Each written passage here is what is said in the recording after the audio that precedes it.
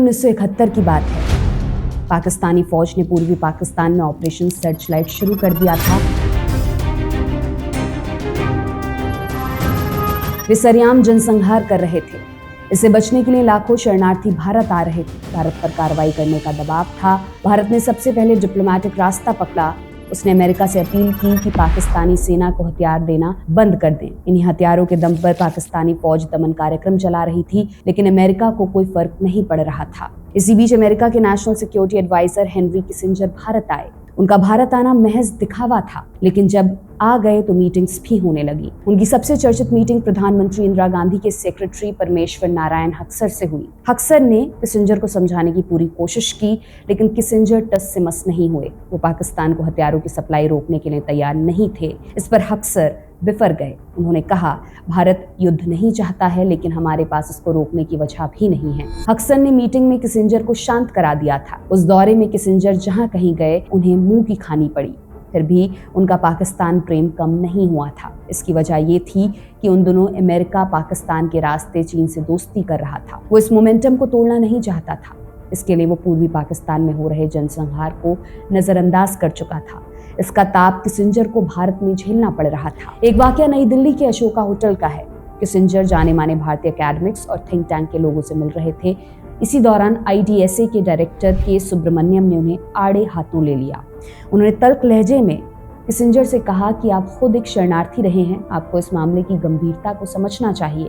America वही गलती कर रहा है जो उसने 1930 के दशक में हिटलर के साथ किया था। किसिंजर के पास इसका कोई जवाब नहीं था। वो जब तक भारत में रहे सुब्रमण्यम साहब से आंख मिलाने से बचते रहे। के सुब्रमण्यम देश के जाने माने प्रशासक और स्ट्रैटेजिस्ट थे। वो कारगिल वॉर रिव्यू कमेटी के अध्यक्ष रहे और भारत का न्यूक्लियर डॉक्ट्रिन बनाने का क्रेडिट भी उनको ही जाता है। इन्हीं सुब्रमण्यम साहब के बेटे डॉक्टर S जयशंकर इन दिनों भारत के विदेश मंत्री हैं। हमने अभी जो कहानी आपको सुनाई उसको आप डिटेल में गैरी जे बास की किताब ब्लड टेलीग्राम में पढ़ सकते हैं।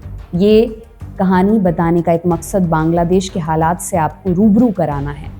वो अमेरिका जिसने पूर्वी पाकिस्तान में अत्याचार को सपोर्ट किया और वो पाकिस्तान जिससे लड़कर बांग्लादेश आज़ाद मुल्क बना, आज के दिन बांग्लादेश उनको अपना रहनुमा मानकर बैठा है। और इसी माहौल में 12 फरवरी को आम चुनाव होने वाले हैं। पिछले 2 वर्षों में बांग्लादेश का दूसरा चुनाव होगा। जनवरी 2024 के चुनाव में शेख हसीना की पार्टी ने अपनी सरकार बनाई थी।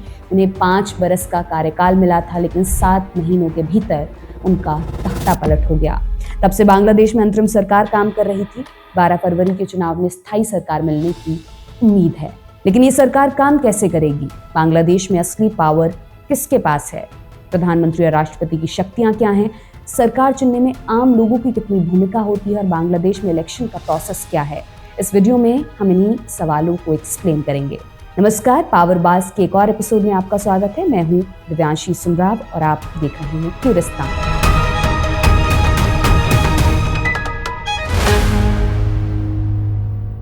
बांग्लादेश का इतिहास, भूगोल और कल्चर भारत के साथ नत्थी रहा है, लेकिन दोनों देशों की राजनीतिक विरासत में जमीन आसमान का फर्क है। जहां भारत ने संवैधानिक लोकतंत्र का रास्ता अपनाया, 1975 के आपातकाल को छोड़कर इस लोकतंत्र पर कोई बड़ा धब्बा नहीं लगा, लेकिन बांग्लादेश का सफर अलग था। 1971 में बांग्लादेश को आजादी मिली। इसमें भारत ने अहम भूमिका निभाई थी। आजादी के बाद बांग्लादेश ने भी संविधान बनाया, आम चुनाव कराए और लोकतंत्र को जगह दी, लेकिन 1975 आते आते सत्ता का चरित्र बदलने लगा था। चुने हुए नुमाइंदे तानाशाही पर उतारू हो गए थे। शेख मुजीब डर और जिद में आकर पूरे सिस्टम को काबू करना चाहते थे। आखिर में उनकी हत्या हो गई और फिर 15 वर्षों तक मिलिट्री ने देश चलाया। इस दरमियान भी चुनाव होते थे, लेकिन पावर मिलिट्री के पास ही रहती थी। फिर 1990 के दशक में फॉर्मल डेमोक्रेसी वापस लौटी। ये सिलसिला अभी तक चल रहा है, लेकिन इसमें कुछ रुकावटें आती रही हैं। जैसे 2007 से 2008 के बीच इमरजेंसी लगानी पड़ी, क्योंकि केयरटेकर सरकार निष्पक्ष चुनाव नहीं करवा पा रही थी। फिर मिलिट्री ने अपने समर्थन वाली अंतरिम सरकार बनाई, लेकिन वो खुद सत्ता से दूर ही रहे। उनका फोकस लोकतंत्र स्थापित करने तक था। दिसंबर 2008 के चुनाव में अवामी लीग ने जीत हासिल की। उसके तुरंत बाद अंतरिम सरकार हट गई थी। दूसरा मौका अगस्त 2024 में आया, जब प्रधानमंत्री शेख हसीना का तख्ता पलट हो गया। एक बार फिर फौज के पास कुर्सी हथियाने का मौका था, लेकिन उन्होंने डायरेक्ट कंट्रोल नहीं किया। इसके बजाय मोहम्मद यूनुस के नेतृत्व में अंतरिम सरकार बनवाई। जो इस वीडियो के शूट होने तक बांग्लादेश पर शासन कर रही है और जब तक स्थायी सरकार नहीं मिल जाती तब तक करती भी रहेगी। ये बांग्लादेश की ब्रीफ पॉलिटिकल हिस्ट्री है। डिटेल्ड वीडियो हमने पहले से पब्लिश कर रखा है, आप हमारे चैनल पर जाकर उसे देख सकते हैं। हम डिस्क्रिप्शन में उसका लिंक भी डाल देंगे। अब सवाल ये कि बांग्लादेश को स्थायी सरकार कब मिलेगी। 12 फरवरी को चुनाव की तारीख है। इसमें 12 करोड़ 77 लाख वोटर्स बांग्लादेश की नियति तय करेंगे। इस चुनाव का रिजल्ट आते ही स्थायी सरकार मिलने की उम्मीद है, लेकिन उसके लिए जरूरी है किसी एक पार्टी या गठबंधन को बहुमत मिल जाए। अगर किसी को बहुमत नहीं मिलता फिर मामला फंस सकता है। उस स्थिति में राजनीतिक संकट लंबा खिंच सकता है। मान लीजिए कि स्थायी सरकार आ गई, वो काम कैसे करेगी? ये जानने के लिए हमें बांग्लादेश का पॉलिटिकल सिस्टम समझना होगा। बांग्लादेश में यूनिटरी सिस्टम काम करता है, यानी एक सरकार पूरा सिस्टम चलाती है। वहाँ सेंटर से ही पूरा देश कंट्रोल किया जाता है। ये भारत के सिस्टम से अलग है। भारत में केंद्र और राज्यों के बीच शक्तियों का बंटवारा हुआ है।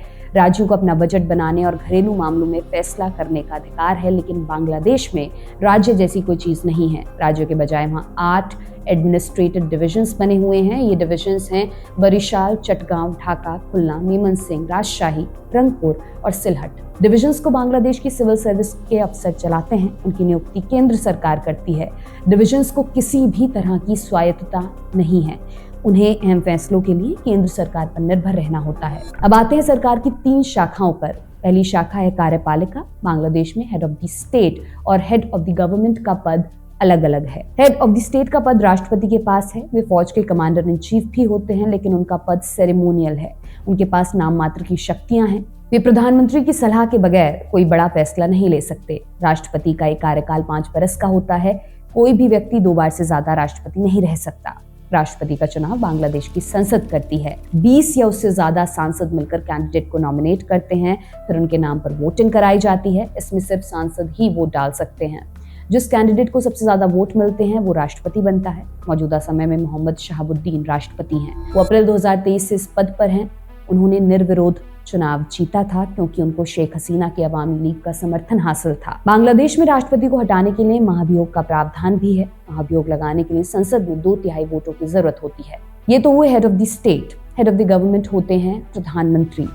असली पावर उन्हीं के पास है। वो राष्ट्रपति के नाम से कार्यपालिका की शक्तियों को अप्लाई करते हैं। प्रधानमंत्री की शक्तियों पर गौर कीजिए। प्रधानमंत्री कैबिनेट को लीड करते हैं।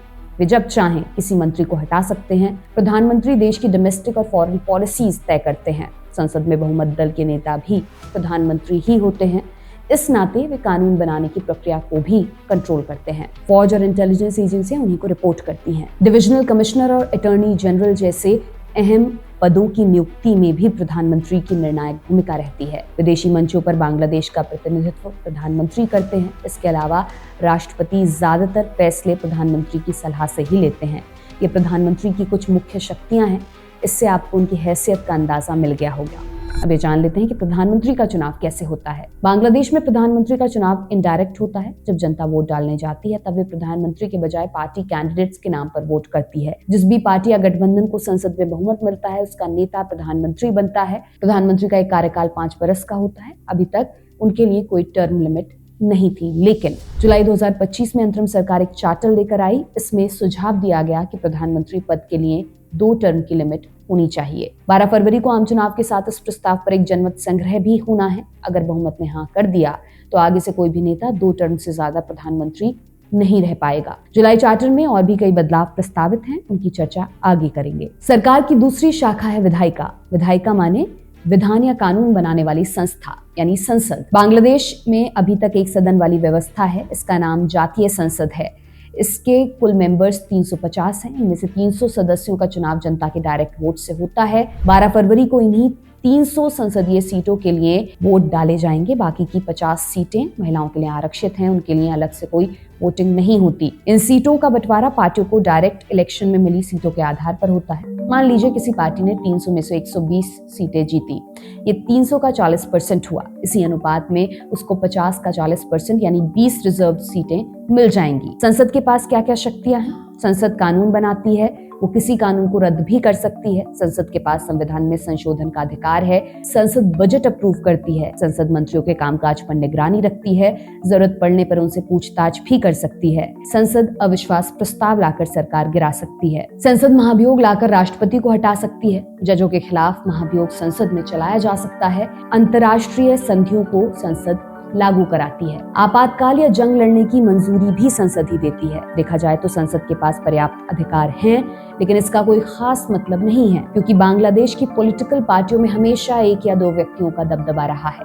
जो भी पार्टी बहुमत में आती है उसको अपने लीडर के हिसाब से चलना होता है, इसलिए वे स्वतंत्र होकर काम नहीं कर पाते। इस वजह से विधायिका पर प्रधानमंत्री का पर्याप्त कंट्रोल रहता है। क्या आने वाले जनमत संग्रह में विधायिका में बदलाव का जिक्र भी है? हाँ, बिल्कुल है। इसमें 2 सदन वाली संसद बनाने का प्रस्ताव है। अभी तक 1 सदन काम कर रहा है। अगर प्रस्ताव पास हो गया तो जातीय संसद निचला सदन बन जाएगी। जो पार्टी निचले सदन में जितनी सीटें लाएगी उसी के अनुपात में उन्हें ऊपरी सदन में भी सीटें अलॉट होंगी। ऊपरी सदन की शक्ति निचले सदन से कम रहेगी। उसके पास किसी बिल पर वीटो का अधिकार नहीं होगा। अब सरकार की तीसरी शाखा यानी न्यायपालिका की बात करते हैं। बांग्लादेश में सबसे बड़ी अदालत सुप्रीम कोर्ट है। सुप्रीम कोर्ट की परमानेंट सीट राजधानी ढाका में है। ये अपीलीय अदालत है और हाई कोर्ट डिवीजन से मिलकर बनी है। अपीलीय अदालत फाइनल कोर्ट है। इसका फैसला अंतिम और बाध्य होता है। हाई कोर्ट डिवीजन भी संवैधानिक मसलों और राष्ट्रीय महत्व के केसों की सुनवाई करती है, लेकिन उसके फैसले को अपीलीय अदालत में चुनौती दी जा सकती है। सुप्रीम कोर्ट के चीफ जस्टिस की नियुक्ति राष्ट्रपति करते हैं। बाकी जजों की नियुक्ति भी राष्ट्रपति करते हैं, लेकिन चीफ जस्टिस की सलाह पर सुप्रीम कोर्ट में एक समय पर कितने जज होंगे ये भी राष्ट्रपति तय करते हैं। सुप्रीम कोर्ट के जज 67 की उम्र तक पद पर रह सकते हैं। सुप्रीम कोर्ट के पास किसी कानून या सरकारी फैसले को असंवैधानिक ठहराने का अधिकार है। इस तरह वो सरकार की मनमानी को कंट्रोल कर सकती है। लेकिन बांग्लादेश में न्यायपालिका पूरी तरह से स्वतंत्र नहीं है। जजों की नियुक्ति में सत्ताधारी पार्टी का सीधा दखल रहता है, इसलिए अदालत पर पक्षपाती होने के आरोप भी लगते हैं। पावरबाज में हमने जब भी किसी देश के बारे में बात की है उसमें मिलिट्री का जिक्र जरूर आया है। बांग्लादेश के मामले में उनकी भूमिका खास हो जाती है, क्योंकि 1975 से 1990 पूरे 15 वर्षों तक उन्होंने डायरेक्ट रूल चलाया। बाद में कई मौकों पर उन्होंने रूल बेस्ड ऑर्डर स्थापित करने में मदद की। भले ही बांग्लादेश की मिलिट्री एशिया के बाकी देशों के मुकाबले बहुत अधिक ताकतवर ना हो, लेकिन अपने घर में उन्हें एक स्टेबल फोर्स के तौर पर देखा जाता है। बांग्लादेश के पास आर्मी, नेवी और एयरफोर्स तीनों हैं। स्ट्रेंथ की बात करें तो बांग्लादेश की मिलिट्री में टोटल 2,04,000 सैनिक हैं। इनमें से 1,73,000 आर्मी, 22,000 नेवी और 19,000 एयरफोर्स में हैं। हथियारों और डिफेंस इक्विपमेंट के मामले में उनकी निर्भरता चीन पर है। 40% से ज्यादा हथियार चीन सप्लाई करता है। बांग्लादेश का डिफेंस बजट 30,000 करोड़ रुपए के आसपास है। 2025 के ग्लोबल फायर पावर इंडेक्स में बांग्लादेश की मिलिट्री को 35वां स्थान मिला था। एशिया महाद्वीप में वे 17वें नंबर पर थे। जाते जाते एक कहानी तारिक रहमान की, जो बांग्लादेश के अगले प्रधानमंत्री बनने के प्रबल दावेदार हैं। उनके नेतृत्व वाली बांग्लादेश नेशनलिस्ट पार्टी यानी कि बीएनपी सबसे ज्यादा सीटें ला सकती है, लेकिन उन्हें जमात और नेशनल सिटीजन पार्टी एनसीपी की चुनौती से पार पाना होगा। उस नतीजे की रिपोर्ट भी हम आप तक लेकर आएंगे। फिलहाल तारिक रहमान से जुड़ा एक किस्सा सुनिए। तारिक रहमान के पिता जियाउर रहमान 1977 में बांग्लादेश के राष्ट्रपति बने। उनको सैन्य तानाशाह के तौर पर याद किया जाता है, लेकिन उन्हें बांग्लादेश में राजनीतिक और आर्थिक सुधार लाने का क्रेडिट भी मिलता है। खैर, मई 1981 में चटगांव के सर्किट हाउस में जियाउर रहमान की हत्या हो गई थी। मरने के बाद जब उनका सूटकेस खोला गया तो उसमें कुछ पुराने कपड़े और फटी चिट्ठी मिली थी। लेकिन जब उनकी बेगम खालिदा जिया प्रधानमंत्री बनी और उनके बेटों के पास बांग्लादेश का इनडायरेक्ट कंट्रोल आया, उन्होंने लूट और भ्रष्टाचार की इंतहा पार कर दी। 5 देशों में उनके बैंक अकाउंट्स थे। आरोप लगते हैं कि सरकारी कॉन्ट्रैक्ट्स में तारिक रहमान का 10% हिस्सा फिक्स था। जिस किसी पर तारिक का हाथ होता उसकी किस्मत चमक जाती थी। तो खालिदा जिया का सितारा टूटा तो तारिक को देश छोड़कर भागना पड़ा था। उनको कई मामलों में सजा भी हुई थी, लेकिन आज के दिन तारिक रहमान न सिर्फ प्रधानमंत्री पद के सबसे बड़े दावेदार हैं, बल्कि उनसे काबिल कोई और कैंडिडेट इस चुनाव में दिख भी नहीं रहा। ये भी समय की ही माया है। इसी के साथ पावरबाज का ये अंक समाप्त करते हैं। आपको ये वीडियो कैसा लगा हमें कमेंट सेक्शन में ज़रूर बताइएगा।